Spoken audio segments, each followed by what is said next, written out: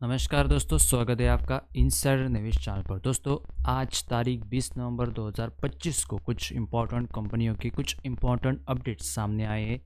तो वीडियो को पूरा देखें। वीडियो का पूरा उद्देश्य है कि आप सिर्फ खबरें ना सुने बल्कि उनकी गहराई भी समझें। हर बदलाव के पीछे कारण क्या है, असर क्या होगा और निवेशक के तौर पर आपको ये क्यों जानना चाहिए, इस पर बात करेंगे। तो चलिए शुरू करते हैं उस खबर से जिसमें सबसे ज़्यादा वजन है।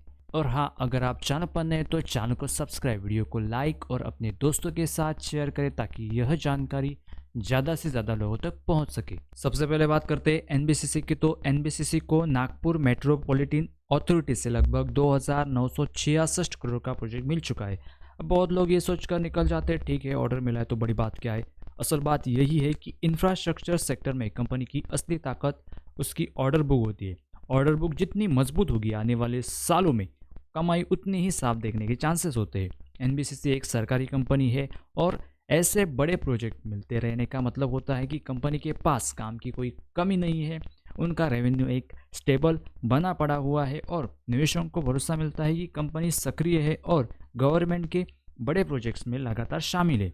इसलिए यह सिर्फ ऑर्डर नहीं है, यह कंपनी के अगले 2 या 3 सालों की अर्निंग विजिबिलिटी को मजबूत करने वाला अपडेट है। आज बाजार में एनबीसीसी का रुझान भी एक खास खबर की वजह से ऊपर जाता हुआ देखने को मिल रहा है।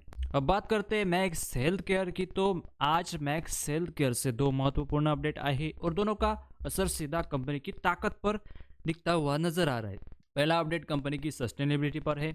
मैक्स ने फाइनेंशियल ईयर 2025 में अपने ऑन साइट सोलर क्षमता डबल कर दी है और लगभग 70,000 गज नवीकरण ऊर्जा का इस्तेमाल किया है। अब इसे सामान्य भाषा में समझेंगे तो अस्पतालों में बिजली का खर्च बहुत बड़ा होता है। अस्पताल 24 घंटे चलते हैं, भारी मशीनें बिजली खाती है। अगर कंपनी अपनी बिजली की जरूरत का बड़ा हिस्सा सोलर से पूरा करने लगे तो उसका खर्च कम होंगे और ऑपरेशनल मार्जिन बेहतर होगा। यानी कंपनी लंबी अवधि में ज्यादा कुशल बन रही है और बड़े फंड ऐसे ही ईएसजी फ्रेंडली संस्थानों को पैसे देते हैं। तो कंपनी का दूसरा अपडेट ये है कि मैक्स के यानी मैक्स हेल्थ केयर के Q4 फाइनेंशियल ईयर 2025 के जो रिजल्ट थे वो कंपनी ने घोषित कर दिए हैं और इस क्वार्टर में कंपनी ने 319 करोड़ का मुनाफा दर्ज किया है, जो पिछले साल के लगभग 27% ज्यादा है। सिर्फ इतना ही नहीं, कंपनी के बोर्ड मीटिंग ने लगभग ₹1.5 प्रति शेयर का डिविडेंड भी घोषित किया है। मुनाफे में लगातार बढ़त, लागत में सुधार और ऊपर से डिविडेंड, ये तीन बातें मिलकर कंपनी को स्थिर और भरोसेमंद बनाती है। आज मैक्स हेल्थ केयर पर निवेशों की नजर रहना बिल्कुल स्वाभाविक है। अब बात करते हैं एनटीपीसी ग्रीन एनर्जी की। तो कंपनी ने सिंगारेनी कॉलेरिस के साथ एक समझौता किया है यानी एमओयू साइन किया है, जिसके तहत दोनों मिलकर नवीकरण ऊर्जा प्रोजेक्ट्स पर काम करेंगे। यह साझेदारी सिर्फ एक बिजनेस डील नहीं है, यह भारत की ऊर्जा नीति का संकेत है। देश धीरे धीरे कोयले से हटकर सोलर, विंड और क्लीन सोर्सेस की तरफ जा रहा है। सिंगारेनी एक कोयला कंपनी है, जब वही कंपनी एनटीपीसी ग्रीन के साथ मिलकर ग्रीन प्रोजेक्ट में उतरती है तो यह बदलाव कितना बड़ा हो सकता है इसका अंदाज लगाया जा सकता है। यह पार्टनरशिप आने वाले सालों में एनटीपीसी ग्रीन की प्रोजेक्ट पाइपलाइन को और मजबूत करेगी और कंपनी को ऊर्जा ट्रांजैक्शन के केंद्र में रखेगी। अब बात करेंगे सनमान कैपिटल के बारे में। तो सनमान कैपिटल के बारे में भी आज एक अहम बात सामने आई कि कंपनी ने बताया कि पीआईएल में लगाए गए आरोपों पर किसी भी सरकारी एजेंसी में कोई जांच लंबित नहीं है।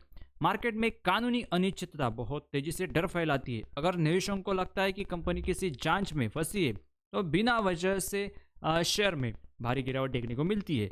लेकिन जब कंपनी खुद साफ कह दे कि किसी भी एजेंसी में कोई जांच नहीं चल रही है तो यह अनावश्यक डर तुरंत खत्म हो जाता है।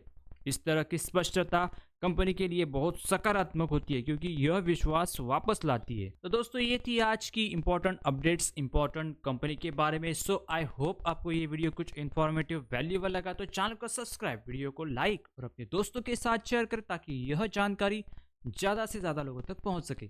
मिलते हैं किसी नेक्स्ट अपडेट के साथ, तब तक के लिए धन्यवाद।